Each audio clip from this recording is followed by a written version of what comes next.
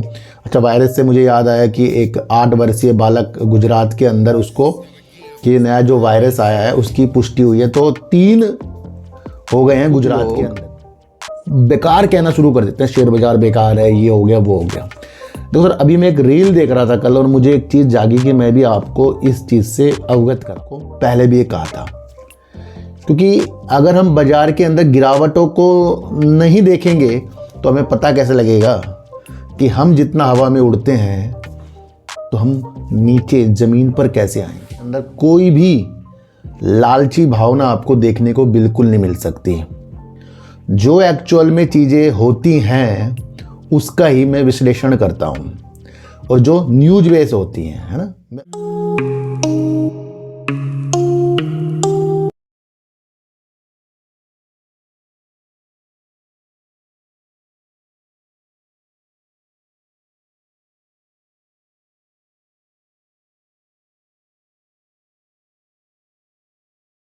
नमस्कार, मैं स्वागत करता हूं आपका अपने ही चैनल पर जिसका नाम है सार्थक बाजार से। आज बात करेंगे एड़ा की। उसका रिजल्ट आ गया, तब भी 12 रुपये 13 रुपये करीब शेयर गिर गया। अडानी विल्मर का शेयर आज काफ़ी ज़्यादा गिर गया है, उसके बारे में एक चर्चा करेंगे। मिष्ठान फूड के अंदर काफ़ी लोग कह रहे हैं सर क्या करें, उसके बारे में चर्चा करेंगे। सुजलोन एनर्जी का शेयर टारगेट जो 59, 58, 57 रुपये करीब के थे उससे भी नीचे आ गया है। अब इसके अंदर क्या दिशा में देखनी चाहिए, जिस तरीके से न्यूज़ है उस तरीके से हम बात करेंगे। और बात करेंगे सर सरासर टेक्नो के बारे में, थोड़ी सी बात करेंगे, क्योंकि कल भी मैंने इसके ऊपर एक वीडियो बनाई थी। देखो सर, मेरी जितनी भी वीडियो बनेगी, मैं आपको फिर कह रहा हूँ, उसका एक मकसद होता है। हमें उस मकसद को तलाश करना है। किसी भी वीडियो के अंदर कोई भी लालची भावना आपको देखने को बिल्कुल नहीं मिल सकती। जो एक्चुअल में चीज़ें होती हैं उसका ही मैं विश्लेषण करता हूँ, और जो न्यूज बेस होती हैं, है ना, मैं उसके ऊपर कुछ चीज़ें आपको न्यूज बेस समझाता हूँ। बस मेरा यही काम है। मेरा कोई भी ऐसा मकसद नहीं है कि कैंडल चार्ट दिखाकर आपको मैं ये बोल दूँ कि शेयर अपने लो पर चल रहा है, बस यही मौका है। काफ़ी लोग जो किसी भी कंपनी के शेयरों का लो देख लेते हैं और वहाँ से वो प्रतिक्रिया लगाते हैं यहीं से ऊपर जाएगा, सबसे बड़ी भूल हमारी हो जाती है। वैसे बाज़ार के अंदर जो गिरावटें हो रही हैं ये एक पार्ट है, ये मैंने आपको पहले भी ये कहा था। क्योंकि अगर हम बाज़ार के अंदर गिरावटों को नहीं देखेंगे तो हमें पता कैसे लगेगा कि हम जितना हवा में उड़ते हैं तो हम नीचे ज़मीन पर कैसे आएंगे। तो हमेशा ज़मीन से टच करके चलते रहो। जब भी बाज़ार अपनी अच्छी अवस्था में होता है, असल में अपने माइंड को तब वहाँ पर अपनी प्रतिक्रिया को लगाना होता है, और गिरता जब है जब लगाना होता है। गिरावट में जो सिप की भांति, तेज़ी में भी सिप की भांति जो वर्क करेगा हमेशा वही जीतेगा, जो लंबे समय के लिए अपनी चीज़ों को बनाकर रखेगा, और अच्छे शेयरों के अंदर। क्योंकि कुछ शेयर जो हमारे पास हैं या और भी जितने भी शेयर हैं, जिस भी गिरावट की वजह है उस गिरावट को हमें भापना चाहिए कि भैया गिरावट क्यों है। वो अगर आपको समझ में आ गई तब जाकर हम आगे बढ़ते हैं। तो जैसे ही बाजार गिरता है तो कुछ लोग बेकार कहना शुरू कर देते हैं, शेयर बाजार बेकार है, ये हो गया वो हो गया। देखो सर, अभी मैं एक रील देख रहा था कल और मुझे एक चीज़ जागी कि मैं भी आपको इस चीज़ से अवगत कराऊं।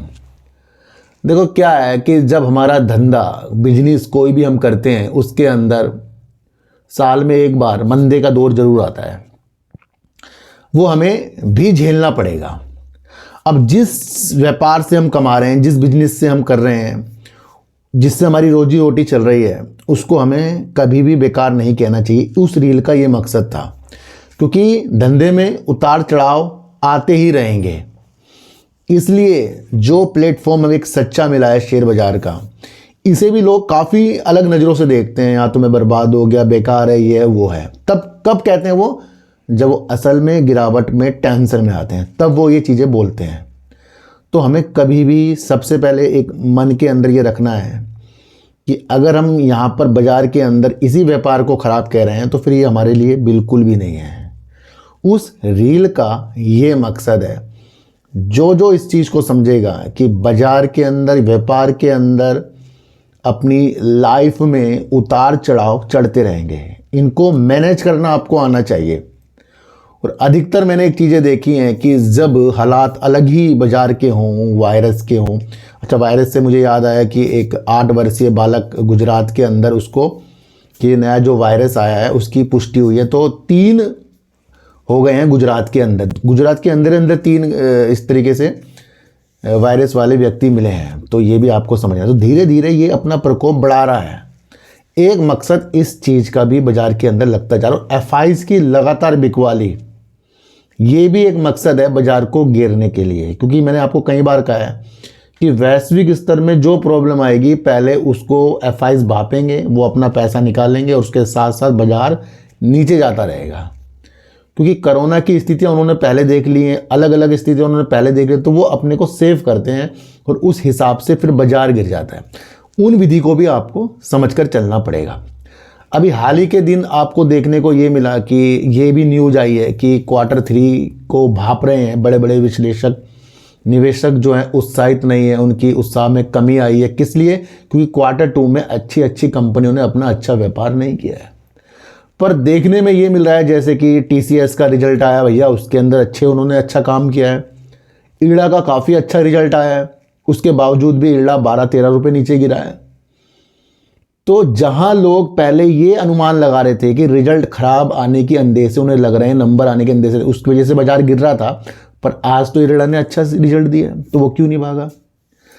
इसलिए कोई भी आपको कुछ भी विश्लेषण कर रहा है, उसकी चीज़ों को समझना है, उसको होता हुआ देखना, पक्का गारंटी आपको लेकर बिल्कुल नहीं चलना है। यह हमेशा ध्यान रखना। ऐसी चीज़ सुजलोन एनर्जी में हुई है। ET नाउ स्वदेश के एक अच्छे खासे विश्लेषक ने ये कहा था कि सुजलोन एनर्जी का शेयर अगले साल 100 रुपये टच कर सकता है, कहा था उन्होंने, और 6 महीने के दौरान 86 में भी आ सकता है। तो मैंने वहीं पर टारगेट के ऊपर आपको एक चीज़ें समझाई थी कि हमें सुजलोन एनर्जी के काम को समझना है। देखो सर, हर बार मैंने आपको एक चीज़ ज़रूर बताई है सुजलोन एनर्जी के साथ कि तेज़ी वाला शेयर था ये, कि तेज़ी के संकेतों के साथ काफ़ी ऊपर बढ़ा था। मैंने आपको ये पहले भी ये चीज़ें बता कर गया था। और जब वहाँ पर स्टॉप लॉस इसके 59 रुपये, 58 रुपये, 57 रुपये के, तो आज शेयर क्या रेट है? 55 रुपये है। यानी कि जो उस वक्त जहाँ 100 रुपये 86 की बात हो रही थी और वहाँ पर एक इसका अच्छा खासा सपोर्ट 57 रुपये करीब का बताया जा रहा था, तो आज वो सपोर्ट भी टूट गया। 55 रुपये करीब का सुजलोन एनर्जी का शेयर आ गया। क्या समझे इससे आप? हमेशा अपनी एनालाइज पर विश्वास हमें करना पड़ेगा। देखो सर, लक्ष्य देश के 500 गीगावाट के हैं, मैं ये आपको फिर बता रहा हूँ। बीते दिनों जो भी टारगेट सुजलोन पर आए हैं सारे फेल होते हुए नजर आए हैं। फिर भी एक न्यूज हो रही है कि अब इसके 100 रुपये दूर की कौड़ी का एक हिसाब बन गया है, मतलब दूर का हिसाब बन गया है। क्योंकि जब किसी ने इसके एनालाइज की तो वो इसको 86 और 100 बता रहे थे, अब तो शेयर 55 रुपये आ गया। अब तो इसे जो इसका स्टॉप लॉस है पहले जो उसे तोड़ना पड़ेगा इसको पहले ऊपर जाकर। तो काफ़ी अलग अलग समीकरण बाजार के अंदर बन सकते हैं। देखो 500 गीगावाट रिन्यूएबल एनर्जी के साथ साथ हम आगे बढ़ने की दिशा में चल रहे हैं। हमारे देश के अंदर एक छोटी सी अलग से बात बता रहा हूँ। हमारे देश के अंदर 2023 में एक मिशन चालू किया गया था और वो मिशन था राष्ट्रीय हरित हाइड्रोजन का उत्पादन को बढ़ाने का। हमारे देश के प्रधानमंत्री जी ने अभी हाल ही में बोला, समझना, कि उनका लक्ष्य, भारत का लक्ष्य 2030 तक, देखो यहाँ भी 2030 आ रहा है, 2030 तक अपनी क्षमता को राष्ट्रीय हरित हाइड्रोजन मिशन के तहत हरित हाइड्रोजन उत्पादन करना। 2030 तक का लक्ष्य क्या है? 5 मिलियन टन हरित हाइड्रोजन का उत्पादन करना। देश के प्रधानमंत्री जी ने हरित हाइड्रोजन के ऊपर भी हमारा लक्ष्य 2030 सेट किया है। काफ़ी कंपनियों का लक्ष्य 2030 है। ये मैं आपको पहले से बताकर चल रहा हूं कि वो उस लक्ष्य की ओर बढ़ना चाह रहे हैं जहां हम रिन्यूएबल एनर्जी से 500 गीगावाट करेंगे। ये इंपॉर्टेंट पार्ट हो जाता है कि जब हर एक कंपनी, देश के प्रधानमंत्री 2030 हमारा एक मिशन सा बनता जा रहा है तो क्यों हम उस तक का हमारे पास समय नहीं होगा फिर, है ना। तो मैंने आपको हर बार कहा था कि सुजलोन एनर्जी को जो चीज़ों आपको समझनी है वो 2030 की स्थितियाँ समझनी है आपको। बड़ी तेजी के साथ 86 के टारगेट को पार किया था इसने, शेयर ने। अब क्या हो रहा है, धीरे धीरे धीरे धीरे नीचे आ रहा है, बीच में फिर उछाल सी होएगी थोड़ी सी। हमारा मिशन क्या है, हमारा मिशन देश के साथ चलने का होना चाहिए। देखो तभी तो आप हमारे चैनल पर हो कि यहाँ से गुमराह नहीं किया जा रहा है, बताया जा रहा है कि क्या वो परिस्थितियाँ हैं जो सुजलोन के अंदर हमें देखनी चाहिए। तो अभी देश के प्रधानमंत्री जी ने राष्ट्रीय हरित हाइड्रोजन उत्पादन का जो मिशन है हमारा 5 मिलियन टन का, वो 2030 का रखा है। तो बड़ी संकेत मिल रहे हैं ना।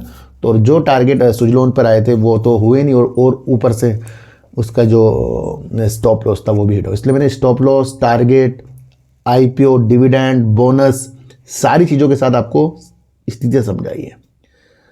अभी मैंने आपको कल सलासर के ऊपर एक वीडियो बनाई, मैं उसके ऊपर वीडियो नहीं बनाता, कल भी नहीं बनाता मैं, क्योंकि मुझे मेरे दोस्त ने कहा कि ये एक बंदा इसको कह रहा है कि ये यहीं से भागेगा और 9 रुपये इसके ये वो हैं।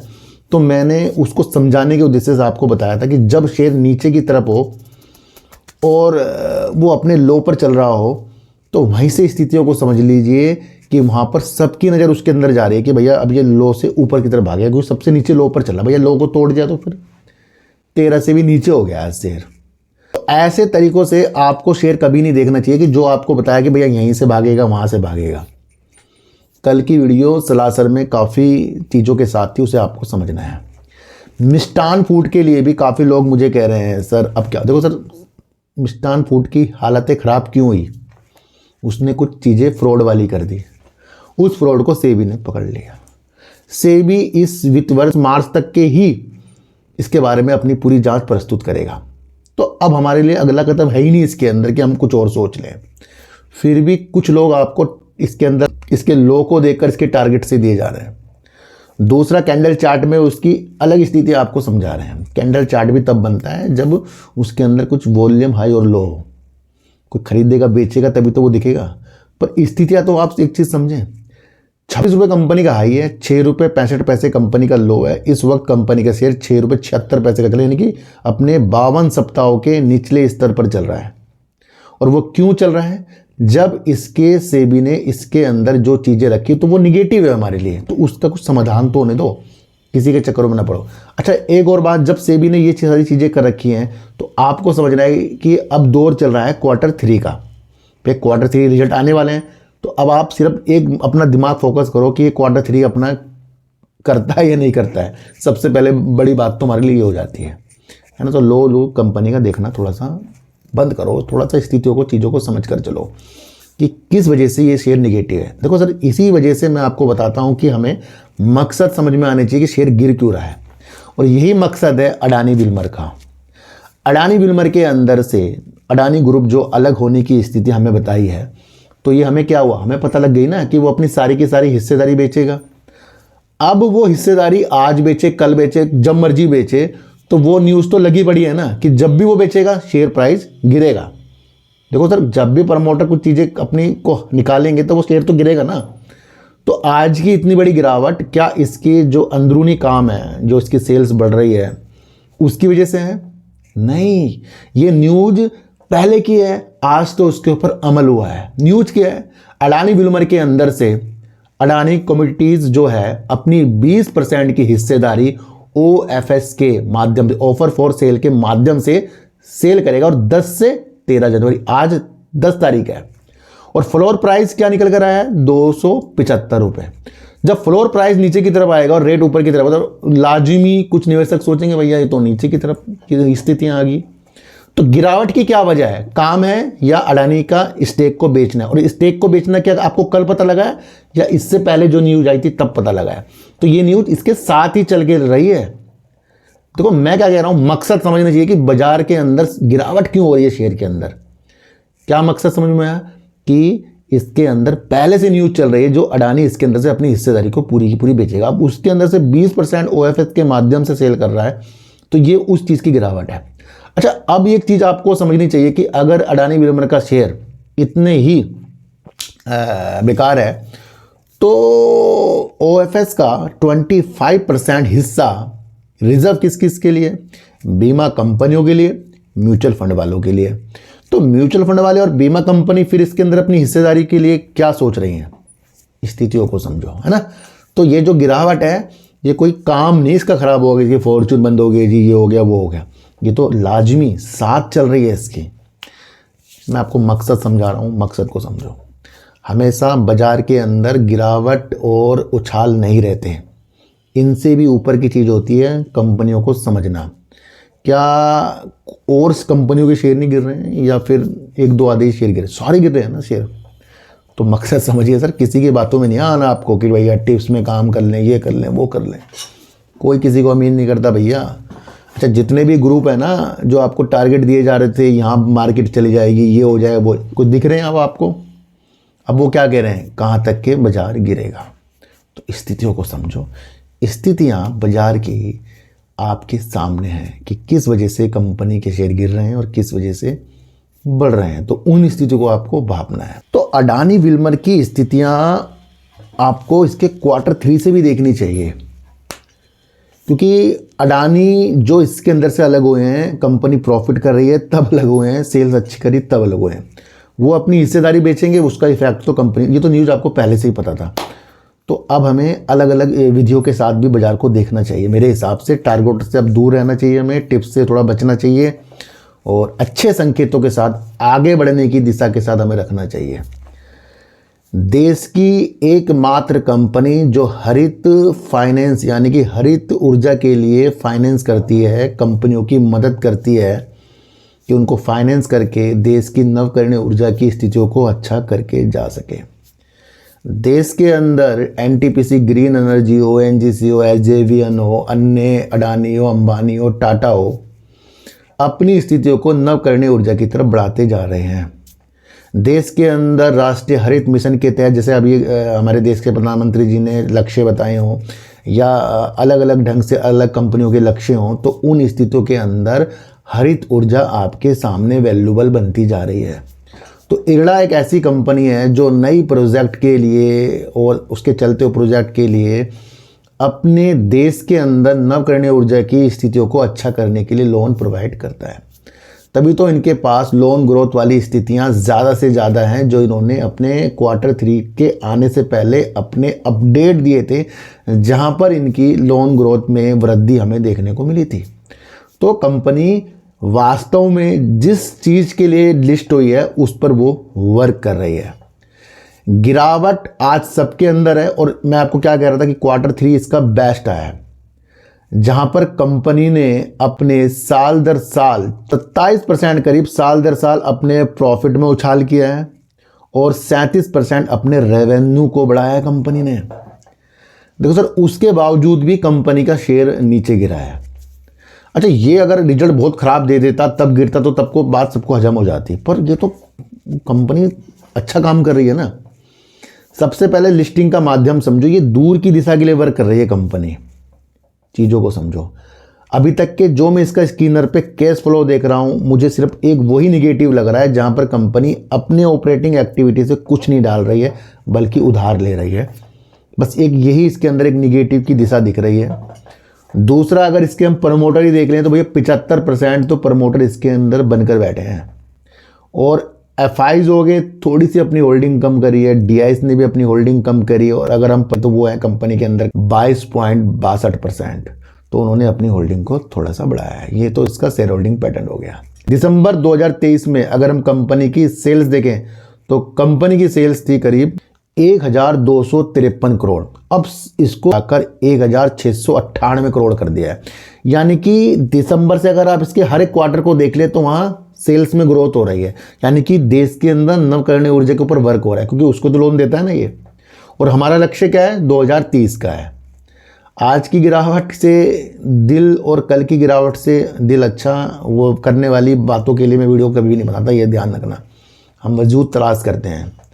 तो क्या हुआ, 1253 से 1698 करोड़ की सेल्स करना मायने रखती है कंपनी का।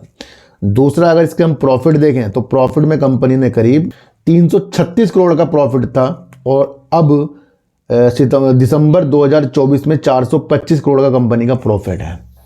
तो ये वो चीज़ें हैं, कंपनी की फंडामेंटल के हिसाब से देखा जाए तो कंपनी थोड़ा मजबूत है, थोड़ा कैश फ्लो उसका नेगेटिव है। जैसे कंपनी क्या है ना भैया, कुछ कमाती है तो कुछ उससे कुछ डालती भी है। फिलहाल ये क्या कर रही है, फिलहाल अपनी स्थिति को सही करने के लिए काम कर रही है कंपनी, है ना।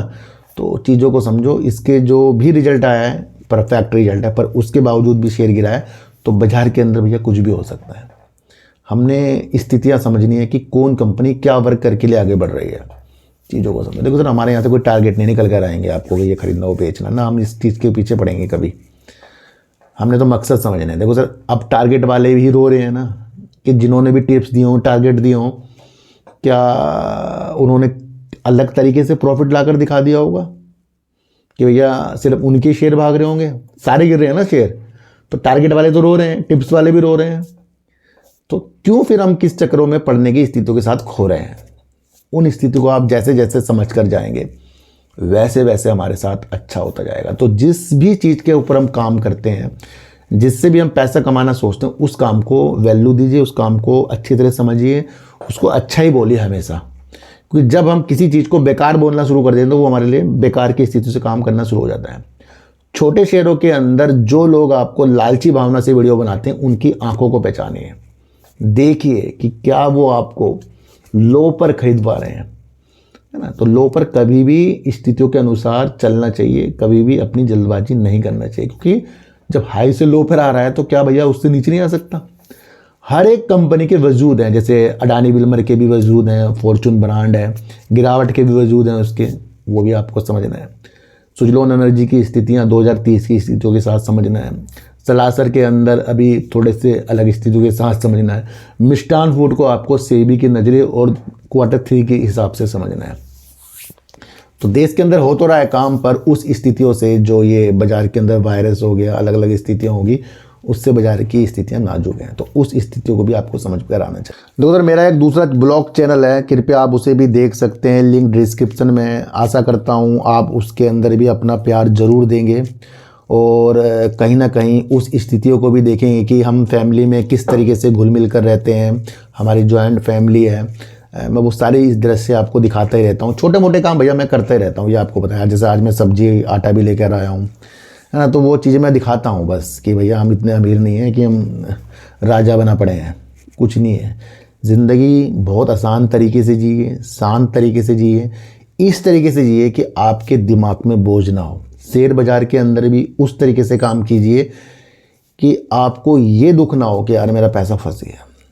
तो जब आपको लगता है कि हम लालच के प्रति कहीं अपने पैसे को फंसा रहे हैं, तो समझिए वो शेयर कैसा है पहले, तब आपकी स्थितियां अपना आप अच्छी होंगी। तो किसी के भी चक्कर में आपको बिल्कुल भी नहीं आना है। जो भी वीडियो बनाई है न्यूज़ बेस बनाई है, समझाने के उद्देश्य से बनाई है और दूसरों से बचाने के उद्देश्य से बनाई है। आज की स्थितियों को भापना है, अपनी स्थिति को आज से और अच्छा करना है, और वो तभी होगा जब आप अपने काम को मजबूती तरीके से हैंडल करते हैं।